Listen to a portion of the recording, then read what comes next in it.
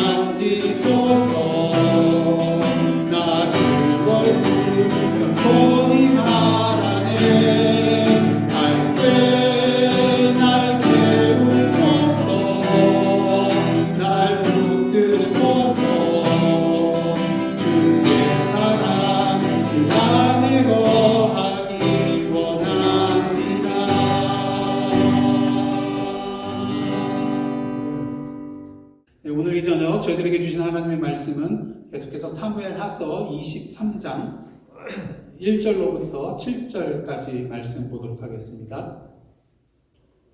이는 다윗의 마지막 말이라. 이새의 아들 다윗이 말하며 높이 세워진 자 야곱의 하나님께로부터 기름 부음 받은 자 이스라엘의 노래 잘하는 자가 말하노라. 여호와의 영이 나를 통하여 말씀하시며 그의 말씀이 내 혀에 있도다. 이스라엘 하나님이 말씀하시며 이스라엘의 반석이 내게 이르시기를 사람을 공의로 다스리는 자 하나님을 경외함으로 다스리는 자여 아침빛 같고 구름 없는 아침 같고 비 내린 후에 광선으로 땅에서 음이 돋는 새풀 같으니라 하시도다. 내 집이 하나님 앞에 이같지 아니하냐. 하나님이 나와 더불어 영원한 언약을 세우사 만사에 구비하고 견고하게 하셨으니 나의 모든 구원과 나의 모든 소원을 어찌 이루지 아니하시랴. 그러나 사악한 자는 다 내버려질 가시나무 같으니 이는 손으로 잡을 수 없음이로다. 다음 읽겠습니다. 그것들을 만지는 자는 철과 창자루를 가져야 하리니 그것들이 당장에 불살 일이로다 하니라. 아멘. 이는 하나님의 말씀입니다. 오늘 본문은요 1절 상반절 말씀처럼 누구의 어떤 말인가요? 다윗의 마지막 말입니다. 마지막 말하면 여러분들 뭐가 생각이 나세요? 유언이 생각이 나실 것입니다. 마지막 죽기 전에 바로 죽기 직전에 이제 남기는 그런 말을 우리가 유언이라고 하는데 사실 오늘 본문의 이 다윗의 말은요 다윗이 죽기 바로 임박했을 때 한 말 같지는 않아요. 그도 그럴 것이 열왕기상 2장을 보시면 다윗이 솔로몬에게 죽기 직전에 이렇게 남기는 유언의 말이 나오거든요. 그래서 아마 오늘 본문의 이 다윗의 말은 그가 죽음 직전에 남긴 유언이라기보다는 마지막으로 지은 시, 또 사무엘서 마지막에 수록된 다윗의 시라는 의미로서 마지막 말이라는 그런 표현을 쓰지 않은 것인가, 그렇게 생각해 볼 수가 있습니다. 어찌되었든 사무엘서 기자가 오늘 이 다윗의 시, 이 다윗의 말에 대하여 다윗의 마지막 말이라고 표현한 것으로 보아서 아마 이 시, 이 말은 다윗의 유언과도 같은 중요한 내용을 담고 있는 것이 아니겠는가, 그런 생각을 해보고 또 그런 생각이 맞다는 것을 오늘 본문 전체를 통해서 우리는 발견할 수가 있습니다. 먼저 다윗은 오늘 본문 1절을 통해서 이 말을 하는 자신이 누구인지 네 가지로 소개를 하고 있습니다. 1절 말씀 한번 다 함께 읽겠습니다. 시작. 이는 다윗의 마지막 말이라. 이새의 아들 다윗이 말하며 높이 세워진 자 야곱의 하나님께로부터 기름 부음 받은 자 이스라엘의 노래 잘하는 자가 말하노라. 다윗은 가장 먼저 누가 말한다고 지금 얘기하고 있습니까? 이새의 아들 다윗이 말하며. 사실 지금 다윗은 왕의 신분입니다. 그러면은 왕으로서 말할 때 뭐라고 해야 될까요? 이스라엘의 왕 다윗이 말하며, 이렇게 해야 될 터인데 왜 이새의 아들 다윗이 말하며 이렇게 말하고 있을까요? 사실 왕이 말한다고 할 때 자신의 말에 권위가 쓰잖아요. 하지만 다윗은 그렇게 하고 있지 않습니다. 왜? 그런 경우는 보통 이런 때가 있어요. 왕이라는 그런 칭호보다도 아버지의 이름이 더 유명하고 많이 알려져 있을 때. 그래서 만약에 이새의 이름이 왕보다 더 권위가 있다면 이런 말을 할 수가 있을 것입니다. 한번 생각해 보십시오. 솔로몬이 이스라엘 왕인 내가 말하며 라고 말하기보다도 다윗의 아들 솔로몬이 말하며 어떻습니까? 권위가 있습니까? 없습니까? 권위가 있죠. 다윗이 누굽니까? 가장 하나님 앞에 인정받고 마음의 한판장, 모든 열왕들의 기준이 되는 왕이잖아요. 이럴 때는 아버지 이름을 써도 상관이 없습니다. 그렇다면 이새는 도대체 어떠한 자일까요? 여러분들 이새 하면 뭐가 떠오릅니까? 떠오르는 거 별로 없으실 겁니다. 왜? 이새에 대해서 별로 기록된 게 없거든요. 우리가 다만 아는 거는 베들레헴에 사는 사람. 그 정도만 안다는 것은 뭘 말합니까? 이 사람은 사실 별 볼 일 없는 사람이라는 거예요. 이새가 별 볼 일 없는 사람이라는 걸 어떻게 하냐고요? 그 증거가 있습니다. 먼저 사무엘상 20장 30절을 보면요, 사울이 요나단에게 다윗을 옹호해주고 도피하게 만드는 이 요나단에 대해서 화를 내면서 뭐라고 말하면요, 이렇게 말합니다. 요나단에게 이러한 말을 합니다.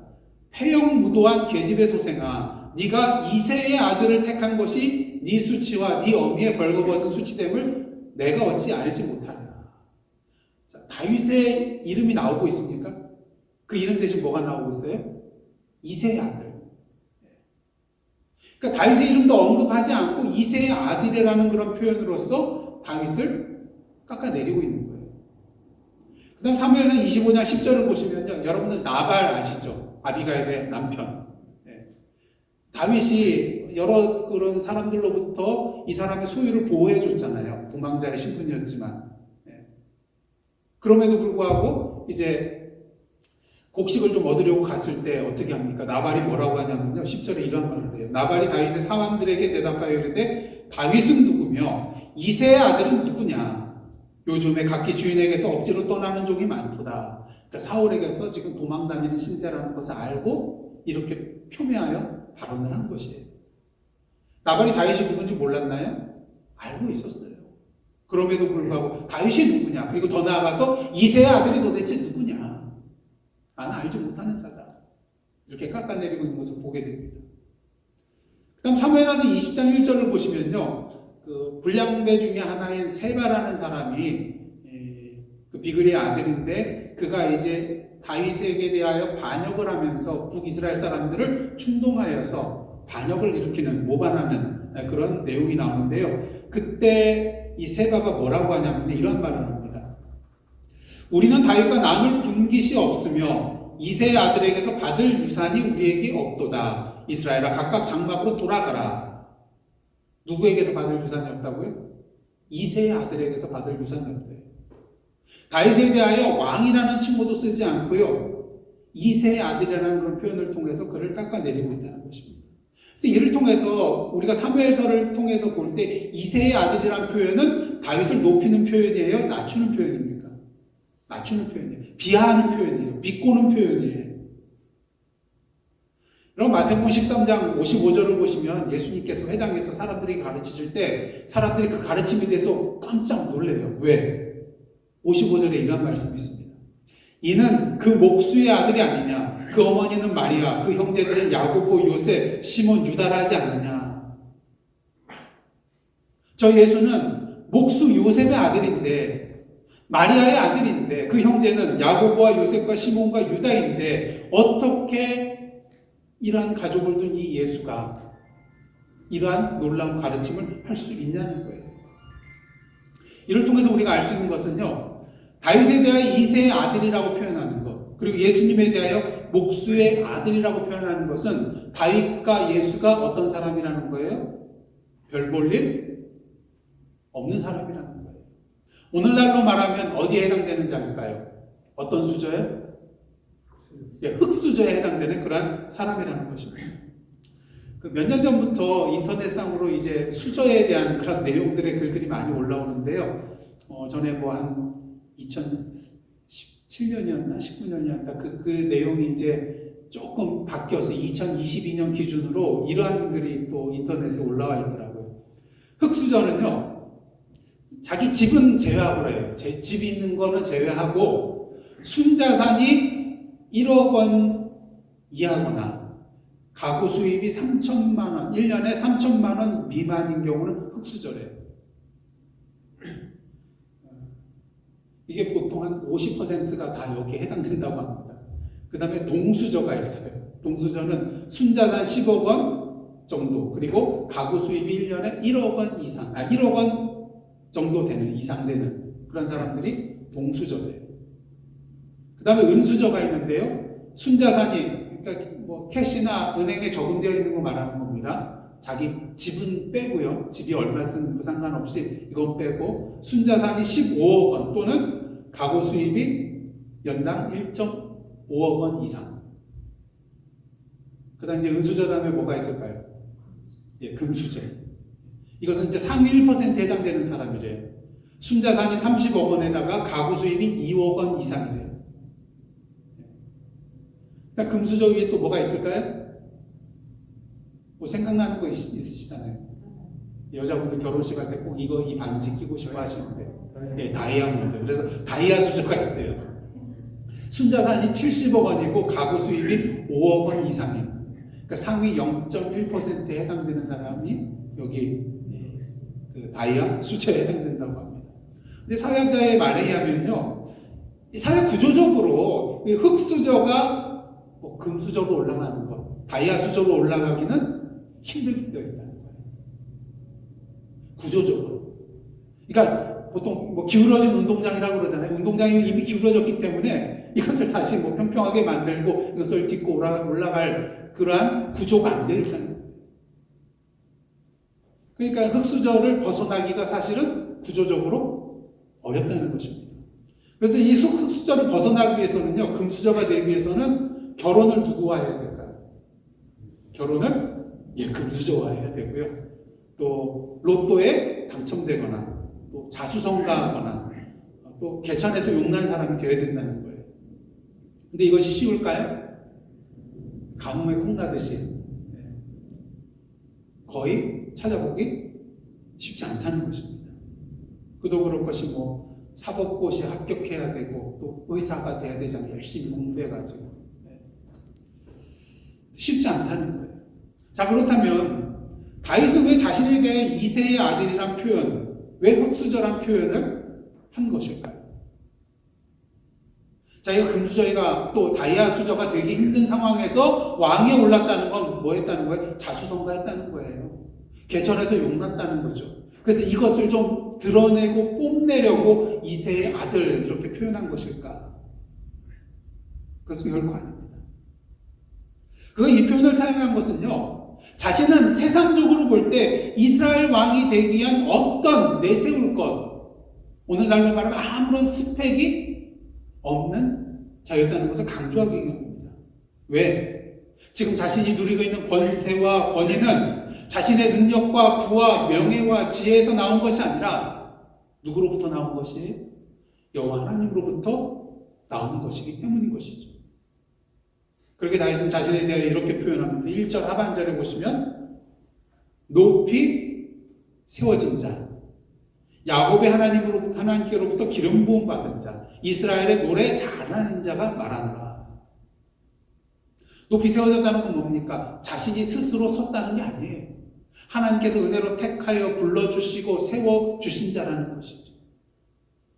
그렇게 그는 자신이 야곱의 하나님께로부터 기름 부음 받은 자라고 또한 소개를 하고 있습니다. 근데 여러분 생각을 해보면 어떤 하나님이 여러분은 마음에 드세요? 그래도 아브라함의 하나님 이렇게 표현하는 게 더 우선되지 않을까요? 근데 왜 다윗은 야곱의 하나님께로부터 기름 부음 받은 자라고 표현을 했을까? 좀 이상하지 않으신가요? 궁금하지 않으세요? 정답은 알 수가 없지만 아마 야곱의 하나님이라고 표현한 이유는 다윗이 어떻습니까? 하나님 앞에서 욕심을 내어 잘못 행하고 죄를 짓고 또 그로 인하여 고난의 긴 세월을 보냈잖아요. 이 모습이 흡사 누구와 비슷합니까? 야곱과 비슷합니다. 그래서 아마도 자신을 야곱과 동일시하면서 야곱의 하나님께로부터 기름 부음 받은 자라고 이렇게 소개를 하고 있는 것 아닐까, 그런 생각을 해볼 수가 있을 것 같습니다. 야곱 어떻습니까? 욕심내가지고 형의 장자권을 그냥 빼앗은 거잖아요. 사실 속여가지고. 또 아버지 앞에서도 어떻습니까? 속여가지고 자기가 형인 것처럼 거짓으로 하고, 그러다 보니까 외삼촌 라반의 집에 가서 자기도 속아서 21년 동안 고생하잖아요. 하나님께서 그대로 갚아주셨죠. 다윗도 어떻습니까? 하나님 앞에 범죄하였고 속였고, 그러다 보니까 하나님께서 그 집안에 저주를 내리셔가지고 재앙을 내리셔가지고 온갖 우환들이 그 당시 집안에서 일어나는 것을 우리가 봤던 것입니다. 그래서 아마도 다윗은 이런 야곱에 대해서 자신과 비슷하다는 그런 생각을 갖고 이렇게 표현한 것 아닌가 생각을 해봅니다. 야곱의 연약함에도 불구하고 하나님께서 약속을 기억하시고 야곱과 함께 동행하여 주시고 지켜주시고 그 약속을 이루어주시잖아요. 그런 면에서 아마 야곱의 하나님께로부터 기름 부음 받았다 이렇게 표현한 건 아닌가 생각을 해볼 수가 있습니다. 근데 그럼 여러분 기름 부었다는 것은 무엇을 의미할까요? 크게 두 가지로 생각을 해볼 수가 있는데 하나는 하나님께서 성별하여 세우신 자라는 거예요. 그러니까 하나님께서 당신의 어떤 목적을 이루기 위해서 특별하게 세운 자라는 것이죠. 그런 면에서 기름 부음 받은 자는요, 뭘 받은 자라고 할 수가 있어요? 사명을 받은 자라고 할 수가 있겠습니다. 여러분 하나님으로부터 기름 부음 받으셨습니까? 무엇보다 아무것도 아닌 별볼일 없는 나를 택하여 주시고 불러주시고 세워주셨음에 대하여 먼저 감사하시기를 바라고요. 이렇게 세워주신 것에 대해서 결코 교만해하거나 우쭐해하지 마시고 하나님께서 나에게 주신 뭐에 집중해야 될까요? 사명에 집중해야 할 것입니다. 그런데 한 가지 문제가 있어요. 그 사명을 내가 어떻게 감당할 수 있냐는 것입니다. 나에게는 힘도 없고 지혜도 없고 능력도 없는데요. 그렇게 둘째로 하나님께서 기름 부으셨다는 것은요, 하나님께서 필요한 것을 공급해 주신다는 것을 의미합니다. 하나님께서 우리에게 사명을 주실 때에는 그냥 사명만 던져주시고 나몰라라고 뒷짐지고 계시는 분이 아니거든요. 그러게 오늘도 우리와 함께 동행하시고 우리의 곁에 계셔서 당신의 힘과 지혜와 능력을 우리에게 주셔서 우리에게 주신 그 사명을 우리가 감당할 수 있도록 도와주시는 분이 바로 우리 하나님이시라는 것입니다. 그리고 우리가 기름 부어 받았다는 것은 사명을 받았다는 것과 동시에 하나님께서 도와주실 것이라는 것, 우리의 필요를 채워주실 것이라는 그 의미도 함께 담겨있다고 할 수가 있을 것입니다. 그러게 마지막으로 다윗은 자신을 어떠한 자로 소개하고 있습니까? 뭐 잘하는 자요? 노래 잘하는 자로 표현하고 있습니다. 언제나 여호와 하나님께서 그에게 지혜와 능력과 힘으로 함께 해주셨기 때문에 도와주셨기 때문에 그는 언제나 하나님께 찬양하는 삶을 살았어요. 그래서 지난주 말씀처럼 어렸을 때부터 뭘 잘 타요? 수금을 잘 타고 또 수많은 찬양의 시를 지었고요. 그래서 오늘날로 말하면 최고의 어떤 사역자라고 할 수가 있겠습니까? 찬양 사역자라고 할 수가 있을 것입니다. 바라기는 저와 여러분이 다윗과 같은 이러한 최고의 찬양 사역자가 되시기를 원합니다. 그런데 노래를 잘 못 부르는 음치라고요. 또 악기를 연주할 줄 모른다고요. 찬양의 시를 지을 그러한 능력이 없다고요. 하지만 여러분들 걱정하지 마시길 원합니다. 사실 우리 입술의 찬양과 연주와 찬양시에도 하나님께서 기뻐하시지만 하나님께서 가장 기뻐하시는 찬양과 연주와 찬양시는요, 우리의 삶으로 드리는 것이기 때문인 것입니다. 삶으로 드리는 찬양, 삶으로 드리는 연주, 삶으로 드리는 찬양시를 하나님께서 더욱더 기뻐하신다는 것이죠. 오늘도 하나님께서 세워주시고 기름 부음 받은 자로서 하나님께서 주신 그 사명에 최선을 다하며 살아갈 때에 그것이 바로 하나님을 향한 우리의 찬양과 연주와 찬양시가 될 수 있다는 것입니다. 그런 의미에서 오늘 이 시간 살아가는 여러분의 삶 자체가 하나님 앞에 아름다운 노래요 연주가 되기를 주님의 이름으로 축복합니다. 이처럼 다윗은 2세의 아들이면서 하나님의 은혜로 말미암아 높이 세우심을 받고 기름 부음 받은 자요, 노래 잘하는 자로 자신을 소개하면서요, 자신보다 더 높으신 그 여호와 하나님을 더 높여드리는 것을 보게 됩니다. 여러분, 하나님을 높여드리는 방법 중에는 하나님을 계속 높이는 방법도 있겠지만 또 한 가지 방법은 뭐냐면 내가 더 낮아지는 거예요. 내가 낮아지면 낮아질수록 하나님은 높아지잖아요. 그래서 다윗은 여호와 하나님을 높이기 위하여 이러한 표현을 했던 것입니다. 그리고 그가 이렇게 행하는 또 하나의 이유가 있는데요. 그것은 지금 말하고 있는 자신의 권위가 단순히 한 나라의 이스라엘의 왕으로서의 권위가 아니라 하나님의 권위임을 밝히 보여주기 위해서 이런 표현을 했다고 할 수도 있을 것입니다. 요즘 여러분 한국의 대통령 윤석열 대통령을 한번 보시기를 원합니다. 한 조사에 따르면 이번 주에 그 윤석열 대통령의 국정 운영 지지도가 한 달여 만에 다시 30% 밑으로 20%대로 떨어진 것을 보게 됩니다. 이러다 보니 한 나라의 대통령이지만 이 대통령의 말에 권위가 있을까요?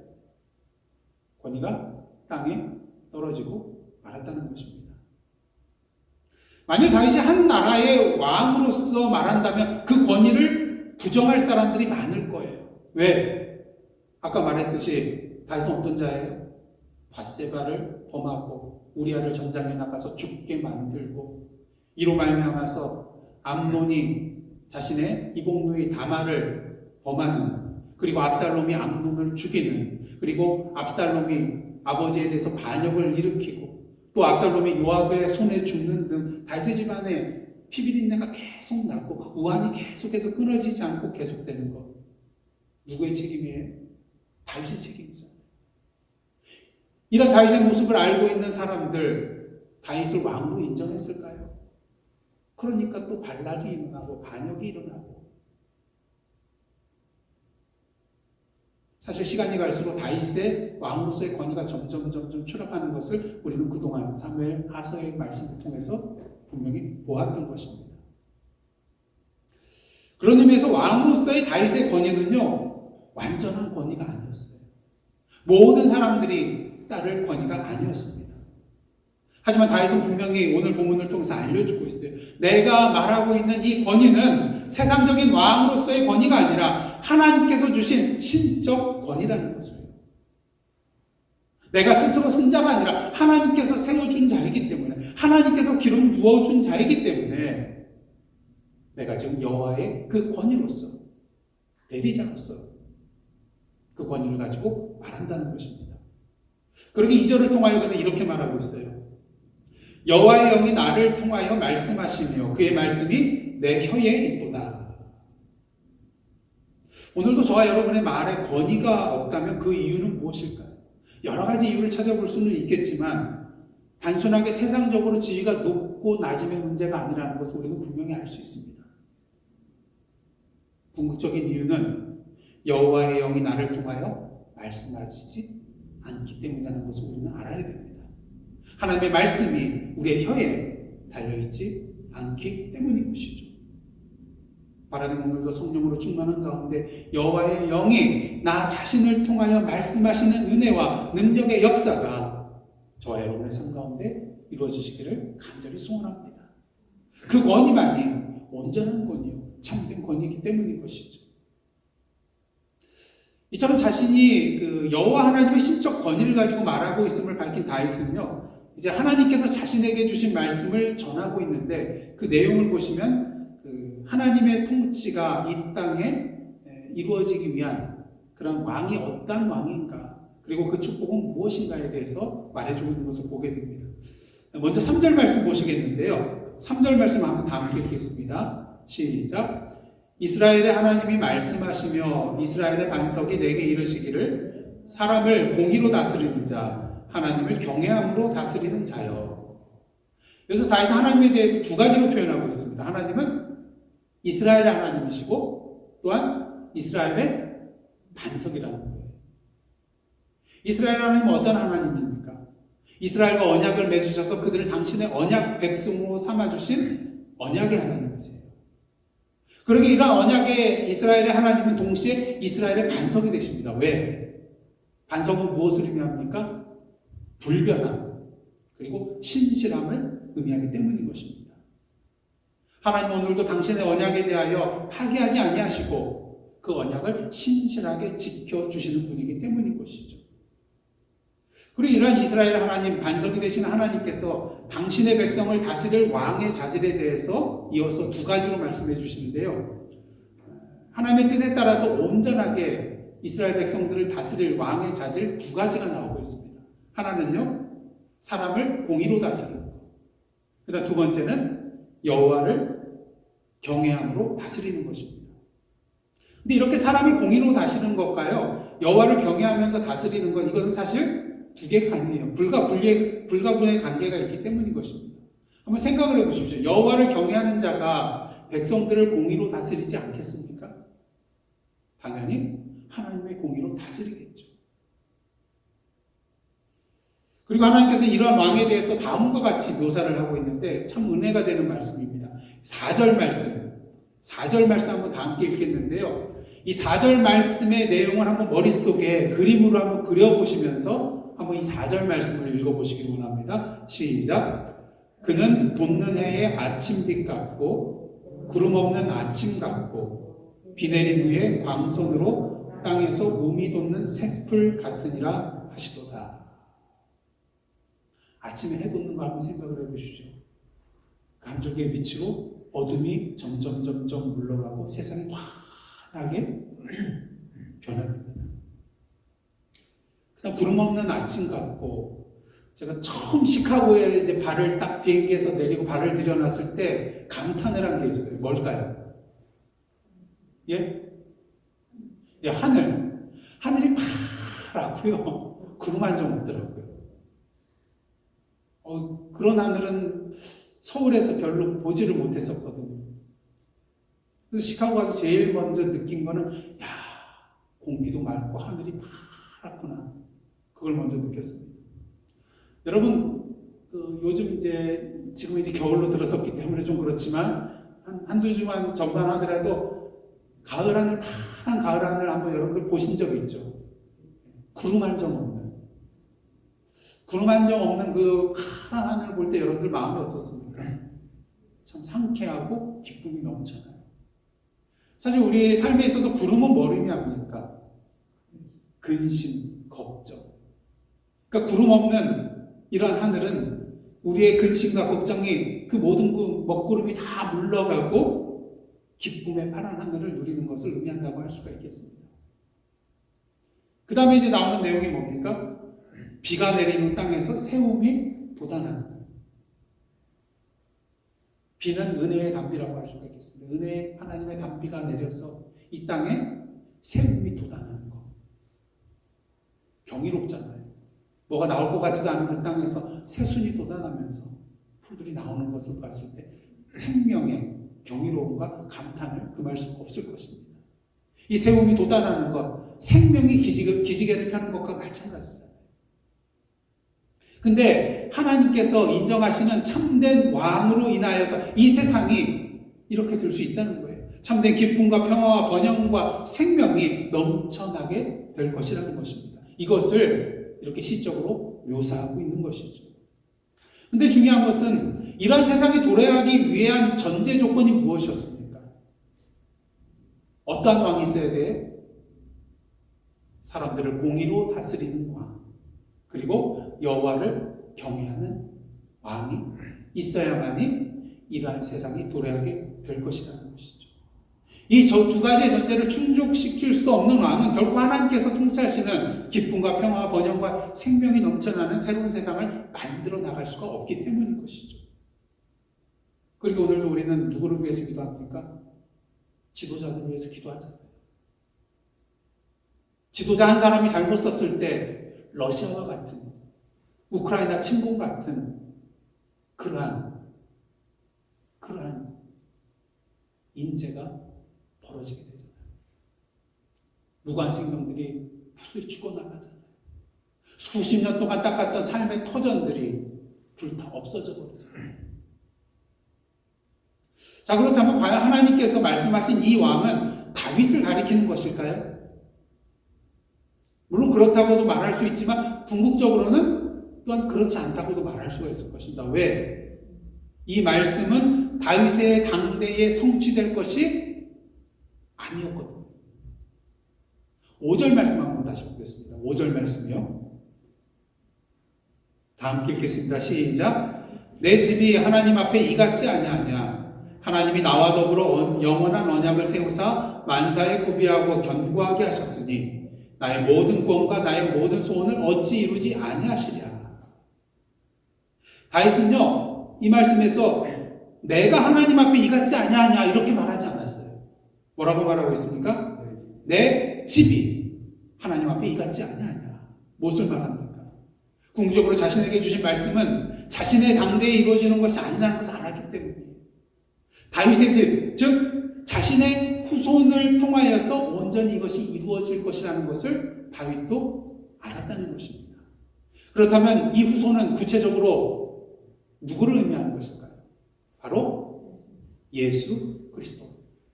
다윗의 자손으로 태어나실 예수 그리스도를 가리키는 것입니다. 자, 그렇다면 자신의 집에 이것이 온전히 이루어질 것이라고 이렇게 자신 있게 다윗이 말할 수 있는 근거는 무엇일까요? 다윗이 말하는 이 근거는 다윗 자신에게 있는 것이 아니라 하나님께 있는 것이기 때문인 것입니다.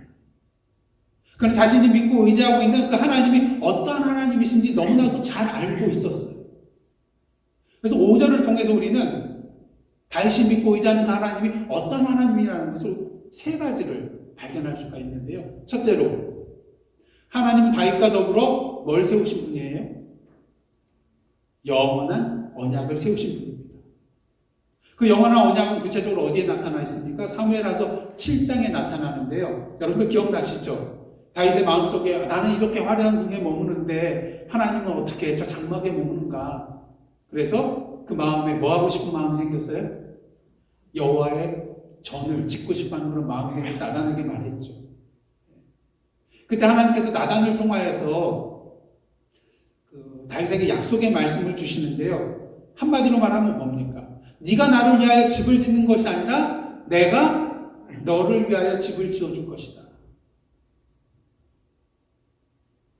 하나님께서 다윗의 그 왕위를 견고케 하시고 다윗의 집을 영원히 세워주실 것이라는 그 말씀을 주시는 것을 우리가 보게 됩니다. 궁극적으로 무엇을 말합니까? 하나님께서 영원히 그들의 아버지가 되어주시겠다는 거예요. 다윗과 그의 자손들을 위하여 영원한 하나님의 나라를 지어주시겠다는 것입니다. 그다음 둘째로요, 하나님은 어떤 하나님이냐면요, 만사에 구비하고 견고하게 하시는 분이십니다. 아까 말씀드린 것처럼 그냥 약속만 하시고 언약만 맺으시고 가만 뒷짐지고 계시는 분이 아니라 그 모든 일에 있어서 아쉬움 없도록 잘 갖춰주시고 구비하여 주시고 견고하게 해주시는 분이라는 것이죠. 다시 말해서 하나님께서 오늘도 당신의 언약을 이루시기 위하여 우리 곁에서 뭐하고 계신 분이에요? 일하고 계신 분이라는 것입니다. 그 다음 마지막으로 하나님은 언약을 이루시는 분이십니다. 오늘 말씀에 다윗이 뭐라고 말하고 있습니까? 나의 모든 구원과 나의 모든 소원을 어찌 이루지 아니하시랴. 여기서 나의 구원이라는 것은요, 하나님께서 다윗과 다윗의 집에 약속하신 구원을 의미하고요, 나의 모든 소원이라는 것은 하나님께서 다윗에게 약속하신 영원한 언약의 성취를 말한다고 할 수가 있을 것입니다. 구체적으로 나의 소원이 무엇입니다 말하는 건 없겠지만 다윗의 소원이 도대체 뭐겠어요? 하나님께서 자신에게 부여주신 사명, 그리고 언약해 주신 그 모든 것들이 이루어지는 것이 그의 소원이 아니었겠습니까?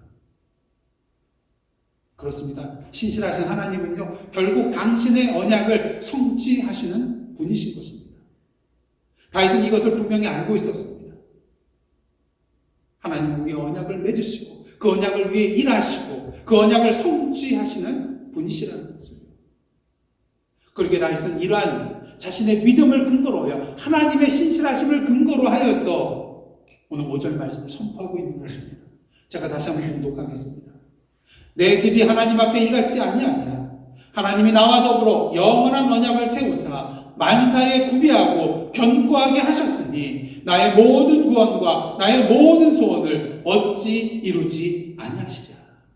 누가요? 그리고 이 믿음의 선포는 예수 그리스도께서 이 땅에 오심으로 말미암아 성취되었고요. 지금은 그 완성을 향하여 나아가고 있는 상황입니다. 바라기는 오늘도 이러한 다윗의 믿음을 가지시고 살아가시는 저와 여러분의 삶이 되시기를 원합니다.